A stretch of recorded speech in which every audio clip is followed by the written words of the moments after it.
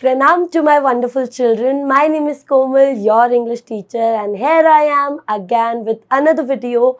And today we will be discussing the question and answers of our which chapter? The Black Aeroplane. This is chapter number 3, story number 2. And आज finally हम इसके question and answers discuss करने वाले हैं. So are you all excited बच्चों? And क्या सबको chapter समझ आया था? क्या सारे बच्चे सारे क्वेश्चंस के आंसर दे पाएंगे जल्दी से? I know you all will. And हम लोग जल्दी से शुरू करते हैं फर्स्ट क्वेश्चन के साथ. I'll take the risk. What is the risk? Why does the narrator take it? देखो पहले क्वेश्चन में ये पूछ रहा है, एक लाइन है जो कि हमारे नैरेटर ने कही थी. हमारा नैरेटर, राइटर, ऑथर कौन है इस चैप्टर का? फ्रेडरिक फॉर्सेथ. एंड फ्रेडरिक फॉर्सेथ जो कि ओल्ड डेकोटा का पायलट भी है, उसने कहा था I will take that risk. तो उसने उस रिस्क, कौन से रिस्क की बात कर रहा है वो, एंड जिस रिस्क की बात कर रहा है उसने उस रिस्क को लेने की क्यों सोची. So will be answering this question.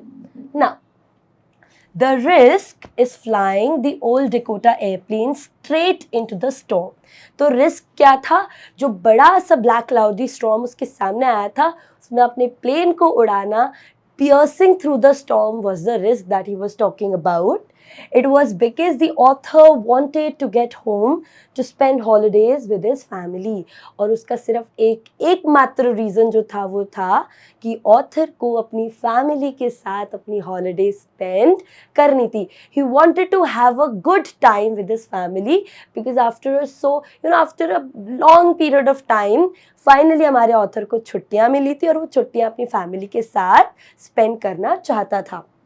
He was also looking forward to eating a lavish English breakfast. और सिर्फ फैमिली के साथ उसको समय ही नहीं बिताना था, बल्कि क्योंकि वो इंग्लैंड का रहने वाला था और इंग्लैंड के लोग बहुत डिफरेंट तरीके का ब्रेकफास्ट को एंजॉय करते हैं, रेलिश करते हैं. तो he was looking forward to enjoy that particular breakfast as well. He was looking forward to enjoying that big lavish English breakfast जिसमें there would be bread, eggs and बहुत सारी चीज़ें. ओके, इंग्लिश ब्रेकफास्ट उसको enjoy करना था. तो ये तीनों पॉइंट आने चाहिए. सबसे पहले रिस्क क्या था? उसको हॉलीडेज एंजॉय करनी थी, and along with that he yearned for a big lavish English breakfast. Okay, next question. Describe the narrator's experience as he flew into the aeroplane into the storm. Ab this question is asking us to describe the narrator's experience the moment he pierced into the storm. जैसे ही वो storm के अंदर गया, उसके aeroplane और उसके साथ क्या क्या चीज़ें हुई वो इस क्वेश्चन में हमें लिखना है. तो कैसे लिखेंगे? आई थिंक आप सब बच्चों को ये आंसर आता होगा. आप सब बच्चों ने, जितने भी बच्चों ने पर्टिकुलर वीडियोस देखी हैं इस चैप्टर की, उन सबको पता होगा, क्योंकि हमने चैप्टर में भी CBSE क्वेश्चन चेक के अंदर भी हम लोगों ने इसको किया है. रिकाउंट द एक्सपीरियंस करके क्वेश्चन मैंने कराया था. सिमिलर सा है ये. देखते हैं इसका आंसर क्या होगा. Okay, The narrator found that suddenly there was blackness around him inside the clouds. So the moment he entered the storm, what happened? Everything turned black for him. हर एक चीज़ क्या हो गई थी? एकदम ब्लैक हो गई थी, एकदम ब्लैकनेस हो गई थी उसके चारों ओर. वो कुछ भी बाहर देख नहीं पा रहा था. He could see nothing. The airplane jumped and twisted in the air. उसको कुछ भी नहीं दिख रहा था. एंड जो एयरप्लेन था, the old Dakota DSO-88, it was dancing, it was jumping in the storm. Do you remember how the plane was twisting and turning, and how our pilot lost the control over the plane? Same we have written here. And then the instruments like the compass couldn't work. The radio also did not work. He was lost in the storm. Every other instrument which was there in the airplane, like the compass, the radio, the control, कुछ भी, कोई भी instrument उसका काम नहीं कर रहा था. And finally he understood that उसने रिस्क तो ले लिया था. He pierced into the storm, but अब कुछ ही देर में, कुछ ही सेकंड्स के अंदर उसे पता लगा कि वो स्टॉर्म में उस इतने बड़े ब्लैक क्लाउड्स में क्या हो चुका था? खो चुका था. Then he saw another airplane. It had no lights on its wings, but it guided him ahead. And suddenly, in that storm, only what happened beside him.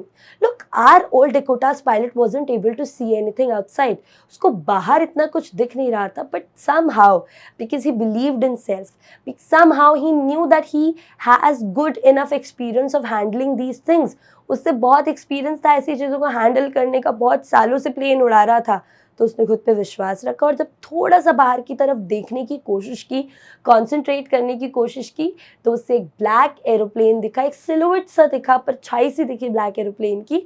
उसके विंग्स पर, उसके पंखों पर कोई भी लाइट नहीं थी, and that black aeroplane only guided him to the safety, उसको आगे की तरफ गाइड किया।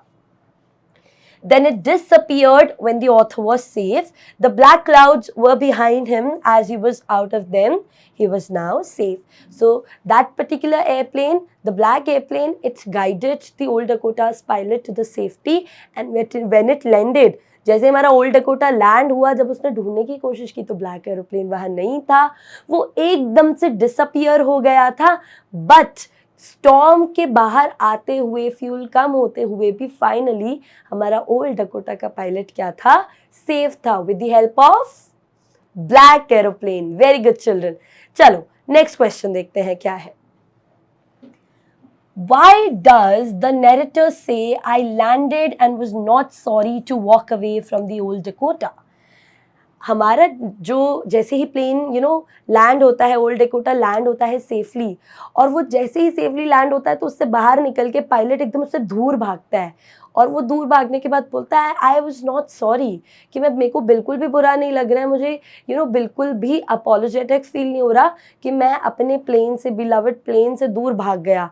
ऐसा उसने क्यों किया, कहा था, ऐसा उसने क्यों किया था, ऐसा क्या एक्सपीरियंस था हमारे पायलट का that he had to run away from the old Dakota. Are you all excited to know the answer? चल जल्दी से देखते हैं। The narrator was delighted to land safely out of dark, stormy clouds. So, देखो, finally, it was a very rough flight for him. In the starting, as I told you, as per the ironical statement that he gave, that it is going to be an easy flight, he looked at the stars, he looked at the sky, and he was very much confident that it is going to be that one smooth flight.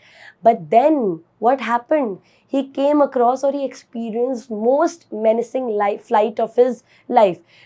The dangers that particular flight had for that, for our pilot, they were totally on next level. So here, this man, when he landed safely, he had he just experienced, or he had a very intimate experience of dying. Almost he touched death and then landed safely. He came back to life. Otherwise, look, अगर हम देखते कि अगर वहाँ पे black aeroplane नहीं होता, या उसके अंदर सेल्फ कॉन्फिडेंस नहीं होता, या वो बहुत एकदम अपनी होप को लूज कर देता, तो शायद वो मर भी जाता, शायद उसके साथ कुछ बुरा हो सकता था। लेकिन वो फाइनली जैसे उसने सेफली लैंड किया तो क्या फील किया? He was happy, he was relaxed, he was a little relieved. It was a great relief for him to be on the earth again. Therefore, he was not sorry to walk away from his plane, old Dakota, just because उसका एक बहुत ही intimate experience हुआ था। ऐसे नहीं वो एक कोई डायलॉग है, मौत को टक से छुके वापस आ जाता हूँ, सेम हमारे पायलट के साथ हुआ था, लेकिन उसने डेलिबरेटली ऐसा नहीं किया था। उसके साथ सिचुएशन ऐसी थी that he almost touched death, he was almost at the edge of the death, and then he came back to the life. So the moment he landed, he was for a little period of time, छोटे छोटे समय के लिए, वो अभी तो sky, बादल, plane सबसे डर रहा था, क्योंकि इन्हीं सब की वजह से वो बिल्कुल मौत के करीब से होके आया था। And that is why was not at all sorry to run away from old Dakota, because he wanted to feel safe, he wanted to be relieved of all the dangers that he just experienced in the sky. I hope you all understood this question. Let us move to the next one. What made the woman in the control center look at the narrator strangely? Very easy question. ऐसा क्या हुआ था जब हमारा narrator old Dakota से भागते हुए control center में आया, and when he inquired about something, so the woman at the control center, she looked at him very strangely. बहुत ही अजीब तरीके से उस औरत ने, उस वुमन ने सरप्राइज, शॉक, ऐसे ऐसे एक्सप्रेशंस के साथ उसे देखा था. क्यों देखा था? What is the reason? Do you know that? I told you that, and I know all my children, all my students will be able to answer this question. And देखते हैं कितने बच्चों का आंसर सही होता है. चलो. The narrator's strange question to know where the other airplane's pilot was surprised her. So the moment old Dakota's pilot landed safely, he ran to the control center, because why? He wanted to extend his gratitude to the black aeroplane's pilot. He was trying to look for him. He was trying to look for that particular plane in the sky. वो try कर रहा था कि उसे मिल जाए, कि वो storm से आया तो उसे लगा black aeroplane भी land करेगा, लेकिन वो land नहीं किया, and वो बहुत परेशान था, और वो चाहता था कि उसे पायलट मिले ताकि वो उसे थैंक यू बोल पाए, क्योंकि अगर ब्लैक एरोप्लेन वहाँ नहीं होता तो कहीं ना कहीं हम सबको पता है कि ओल्ड डेकोटा की पायलट की जो लाइफ थी वो खतरे में थी. तो ही वांटेड टू से थैंक यू. तो वो जाते ही सबसे पहले कंट्रोल सेंटर में उसने कहा कि वो जो एक प्लेन मेरे साथ उड़ रहा था, you please give me the details of the pilot. There was actually no airplane except the narrators. The lady did not see, nor did she come into contact with any other airplane. So she was shocked. She was looking at the narrators surprisingly. Why? Because she was constantly watching the radar. She was constantly tracking the flights on radar, and she informed old Dakota's pilot that there was no other plane flying up in the sky along with you. Your plane was the only plane that I could track on the radar. Your plane was the only plane which was flying above in the sky, and that too in such a bad weather. Because old Dakota's pilot actually, he thought that he was guided to safety by a black aeroplane, and that control center lady, she did not find anything on the radar, so she was surprised that why is he talking absurd things. ये एकदम ऐसी अजीब अजीब बातें क्यों कर रहा है, क्योंकि वहाँ पर तो कोई प्लेन नहीं था. दोनों के लिए ही बहुत ही सरप्राइजिंग एंड शॉकिंग मोमेंट था, क्योंकि जो हमारा ओल्ड डेकोटा का पायलट था उसे लगता था कि ब्लैक एरोप्लेन है, और वुमन, कंट्रोल सेंटर की वुमन जो थी, उसको रेडार पे कुछ भी नहीं दिखा था. And that is why she replied that there was no other plane, which also shocked her a bit, because he was constantly inquiring about the black aeroplane and its pilot. I hope you all understood this question. Now, यहाँ पे थोड़ा सा और देख लो. So the narrators asking question about that aeroplane startled and puzzled her. इसीलिए वो एकदम startle हो गई, शॉक हो गई, परेशान हो गई, एकदम से उनका दिमाग उनको घूम गया कि why is he asking such absurd things, because there was no other plane that she could track on the radar. I hope you all understood this question. We'll move to the next one. Who do you think helped the narrator to reach safely? Discuss this among yourself and give reasons for your answer. देखो ये बहुत ही high order thinking skill question जिसे हम कहते हैं, जिसमें आपको अपना दिमाग अच्छे से यूज़ करना पड़ेगा. चैप्टर से रिलेटेड है, लेकिन आपका क्या एक्सपीरियंस है, आपके क्या एनालिसिस है एक पर्टिकुलर सिचुएशन को लेके, ये उस पर्टिकुलर चीज़ को, ये क्वेश्चन आप उसी अपने एनालिसिस के बेसिस पे आंसर करेंगे. क्वेश्चन क्या है? क्वेश्चन ये पूछ रहा है कि आपको क्या लगता है कि हमारा जो ब्लैक एरोप्लेन था, was it existing in real?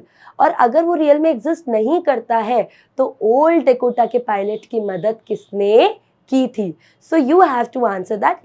Late us see कि इसका क्या एक पॉसिबल आंसर हो सकता है. लेकिन आप सब लोग भी अपने आंसर्स कमेंट सेक्शन में लिखना ज़रूर कि आपको क्या लगता है कि किसने एक्चुअली ब्लैक एरोप्लेन के रूप में कौन आया था, किसने एक्चुअली ओल्ड डेकोटा के पायलट की मदद की थी. It is going to be I want creative answers, imaginative answers. अपनी इमेजिनेशन की स्किल्स को दौड़ाओ और अच्छे अच्छे आंसर्स लिखना. देखते हैं मेरी क्या क्रिएटिविटी है या मैं क्या सोचती हूँ इस चीज़ पे. Probably it was the narrator's own self that helped him through the storm. लोग बहुत सारी चीज़ें हैं, कुछ लोग कहते हैं भगवान है, कुछ लोग कहते हैं कोई घोस्ट है, कुछ लोग कहते हैं कि it was just a figment of imagination, but I think that it was narrator's own self that came out or that took the shape of a black aeroplane.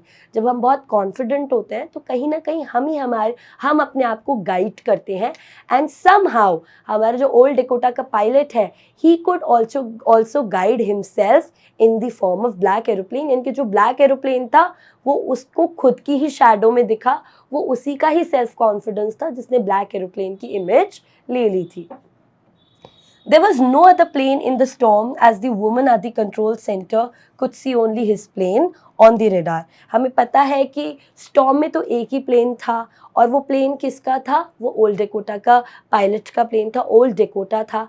तो जब कोई प्लेन ऊपर था ही नहीं और हम घोस्ट में बिलीव नहीं करते हैं, वी रियली डोंट फील कि गॉथिक चीज़ें इसमें इंक्लूडेड हैं, तो कहीं ना कहीं इस आर्ग्यूमेंट को हम पॉसिबली करेक्ट कह सकते हैं कि उसका कॉन्फिडेंस, उसकी परसिवरेंस, उसकी डिटर्मिनेशन और उसका रिस्क मैनेजमेंट इतना अच्छा था, उसकी विल पावर इतनी स्ट्रॉन्ग थी पायलट की कि he could see himself in the shape of black aeroplane. Also no other plane was flying that night. In his fear he might have been hallucinating. कुछ लोगों को लगता है ना, जब हमें बहुत डर लगता है और जब हम रेस्क्यू ढूंढते हैं तो रेस्क्यू में हम क्या करते हैं? हेल्यूसिनेट करने लगते हैं चीज़ें. और कहीं ना कहीं ये जो ब्लैक एरोप्लेन था वो उसकी फिगमेंट ऑफ इमेजिनेशन तो था, but that figment of imagination came out of his positive personality traits. जो उसका जो फिगमेंट ऑफ इमेजिनेशन क्रिएट हुआ था, हेल्यूसिनेशन क्रिएट हुआ था, वो किसकी वजह से था? जो उसके बेस्ट पर्सनैलिटी ट्रेट्स थे, determination, rock solid, grit, perseverance, इन सब की वजह से उसको वो हेल्यूसिनेशन दिख रहा था. He was a good pilot and it might have been his self-conscience that came to his help. वो एक अच्छा पायलट था, एक्सपीरियंस्ड पायलट था, और उसकी सेल्फ कॉन्शियस, उसकी सोल, उसकी चित्त, उसकी जो सही और गलत की रैशनलिज्म था, उसका जो डिटर्मिनेशन था, इन सब ने आपस में एक पिक्चर क्रिएट की उसके लिए. किसके रूप में? ब्लैक एरोप्लेन के रूप में. और may be some supernatural power help the narrator to reach safely. देखो डिप्लोमेटिकली आंसर लिखा है कि supernatural power may be God, the almighty, और may be some good ghost which was roaming around there in the storm. तो कोई ना कोई supernatural power भी इसके अंदर इंक्लूड हो सकती है. That's why the control tower had no such contact on their radar. It just came to help the narrator and then disappeared again. And हम supernatural power को क्यों कह सकते हैं कि ये भी एक solid point है? Why? Because हम ऐसी चीज़ों को ट्रैक नहीं कर सकते हैं, पिक्चर नहीं कर सकते हैं. उसको दिखा लेकिन रेडार पे नहीं दिखा, which is a possible argument कि हो सकता है कहीं ना कहीं supernatural power, self conscious, grit, determination, सब ने मिलके नरेटर की हेल्प की. और जैसे ही हेल्प हो गई, वो जो ब्लैक एरोप्लेन था वो क्या हो गया बच्चों? गायब हो गया. इसी के साथ अब हम लोग शुरू करेंगे हमारे एक्स्ट्रा क्वेश्चंस, जो कि बहुत इम्पोर्टेंट भी हैं और जो शायद सीबीएसई में आ भी सकते हैं. एक्सपेक्टेड क्वेश्चंस की तरह भी हम इन्हें ले सकते हैं. और जैसे कि मैंने 30 मिनट रूल में बताया है, तो इन सारे क्वेश्चंस को आप एक बार पढ़ो 15 मिनट के लिए, और फिर 15 मिनट के लिए 1, 2, 3 जितने भी क्वेश्चन आप 15 मिनट्स में अटेम्प्ट कर सकें, उनको लिखने की भी प्रैक्टिस करो in your own language, and that is going to work miraculously for you all. Okay, first extra question हम लोग देखते हैं. What happened when the author turned the airplane 12 degrees west towards England? जब Paris control को call किया कि अब मैं कहाँ मुड़ूँ इंग्लैंड जाने के लिए, तो पेरिस कंट्रोल ने कहा कि भैया अब तुम 12 डिग्रीज मूव कर जाओ वेस्ट में. तो जब उसने वेस्ट में मोड़ा प्लेन तो क्या हुआ? This is what the question is asking. Similar question है, स्टॉर्म का एक्सपीरियंस ही पूछ रहे हैं, बट पूछने का तरीका बिल्कुल अलग है. इसमें बच्चे बिल्कुल कंफ्यूज हो जाएंगे. देखो क्वेश्चन समहाउ बहुत सिमिलर मिलेंगे, आंसर्स आपकी क्वेश्चंस डिफरेंट होंगे, आंसर्स उन सबके सिमिलर होते हैं. तो आप जितना रीड करोगे चैप्टर को उतनी ही अंडरस्टैंडिंग बेटर होगी, जितना वीडियोस को देखोगे उतनी अंडरस्टैंडिंग बेटर होगी, और क्वेश्चंस को साथ साथ में भी अटेम्प्ट करते जाइए. ओके, हम लोग देखते हैं कि जब उसने 12 डिग्रीज वेस्ट मूव किया तो क्या हुआ. The author turned the airplane 12 degrees west towards England. Then he saw storm clouds. They were huge like black mountains standing across the sky. उसने देखा जैसे ही 12 डिग्रीज वेस्ट मूव किया, वो थोड़ी देर चला, 150 किलोमीटर पेरिस को पीछे छोड़ के आया और अब सडनली उसके सामने बड़े से एकदम ह्यूज ह्यूमंगस जाइगैंटिक से क्लाउड्स थे, ब्लैक कलर के क्लाउड्स थे, and they were storm clouds and they were standing across him, they were standing in front of him across the sky. पूरे स्काई में बिल्कुल उसके सामने वो खड़े थे, वो ब्लैक क्लाउड स्टॉर्म क्लाउड्स थे वहां पर. He did not have enough fuel to fly around then to the north or the south, so he decided to take the risk and pierce through the storm. अब देखो उसके पास इतना fuel नहीं था कि वो नॉर्थ से जाए, साउथ से जाए या उनके अराउंड होके जाए, घूम के जाए, क्योंकि यहाँ पे हमें वापस से बताया गया है that these are compared to the mountains and how humongous these mountains are. अगर तुम माउंटेन को देखोगे तो कितने बड़े विशाल काय होते हैं पहाड़.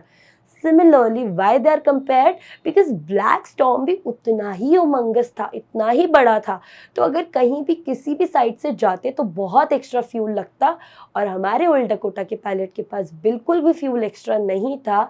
So he decided to travel through the storm, and the moment he decided that he's going to take the risk for his family, for that big lavish English breakfast, so he pierced directly into the storm. वो directly कहाँ चला गया बच्चों?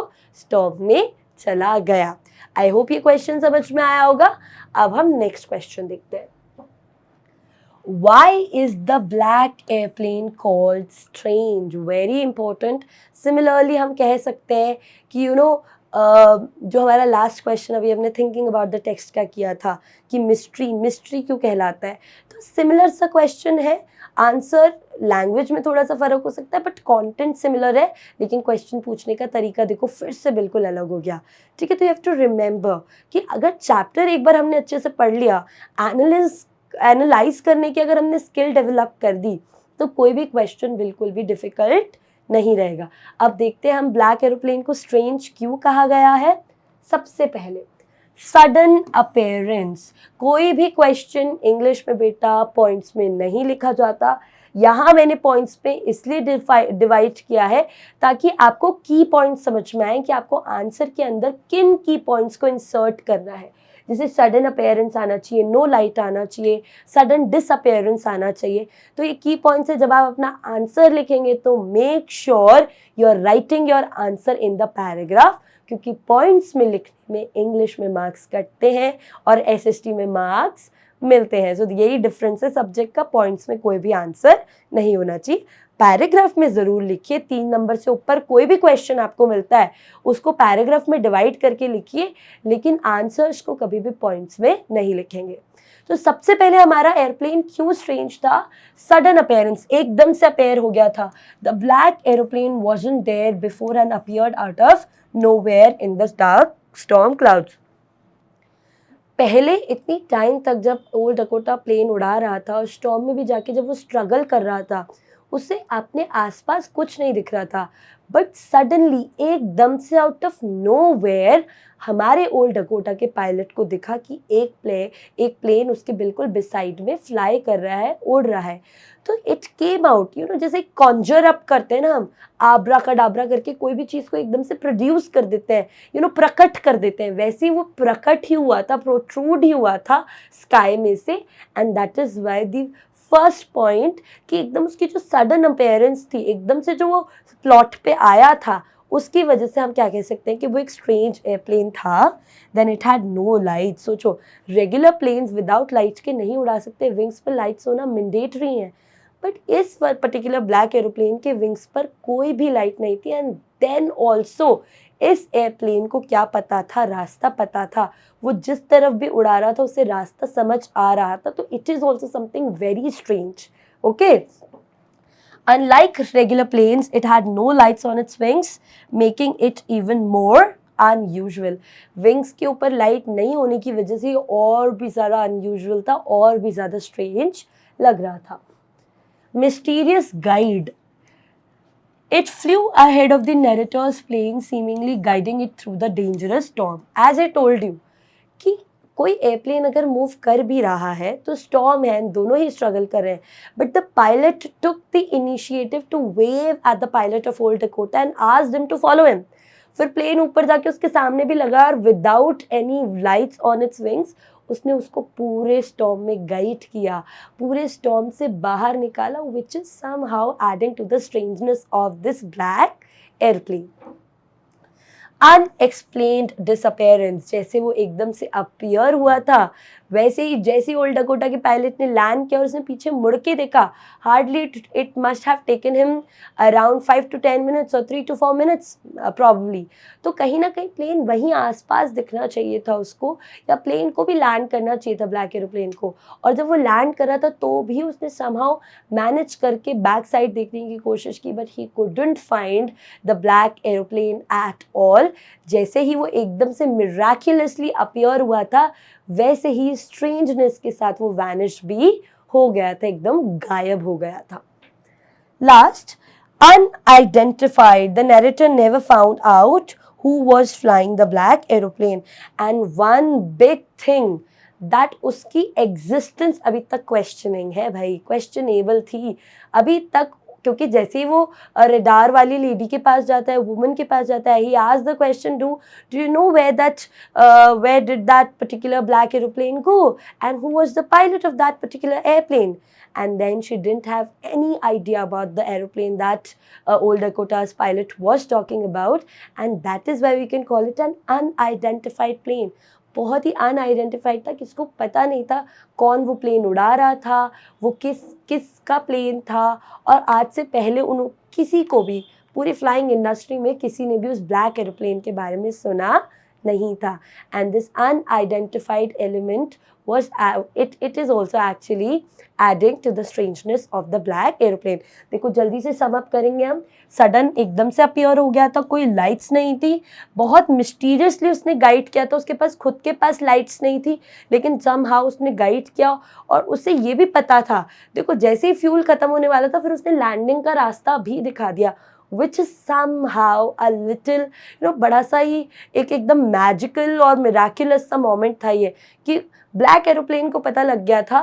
देखो चाहता तो वो आगे भी उड़ा सकता था, लेकिन somehow उसको पता लगा कि अब ओल्ड डकोटा के प्लेन में फ्यूल नहीं है, और वो उसने क्या करा दिया, उसको लैंड करा दिया। अनएक्सप्लेन्ड डिसअपियरेंस, जैसे ही एकदम से अपीयर हुआ था वैसे ही डिसअपियर भी हो गया, एंड प्लेन क्या था, टोटली अनआइडेंटिफाइड था। कोई भी उस प्लेन की अकाउंटेबिलिटी लेने को तैयार नहीं था, किसी को भी ये नहीं पता था कि वो प्लेन कहाँ से आया, कहाँ गया, कहाँ है, क्या आज से पहले वो प्लेन उड़ रहा था, कौन पायलट था। It was totally unidentified. And with this, we've come to an end of this particular video. We're done with the question and answers of the black aeroplane. And I hope आपके जितने भी doubts थे इस chapter के वो solve हो गए होंगे। अगर इसके अलावा भी doubts हैं तो you please let me know, and पढ़ते रहो 30 minutes को रूल, जो रूल है तुम्हारा उसको कंटिन्यू करते रहो। एंड थर्ड चैप्टर हो गया है। नेक्स्ट हम लोग एन फ्रैंक के साथ आएंगे और पोएम्स भी पढ़ेंगे, टाइगर इन द जू भी पढ़ेंगे, बहुत सारा कंटेंट अभी हम लोग लेके आने वाले हैं। So please stick to the mission Gyan and stick to your Komal ma'am for your English preparations. Bye bye all of you, take care.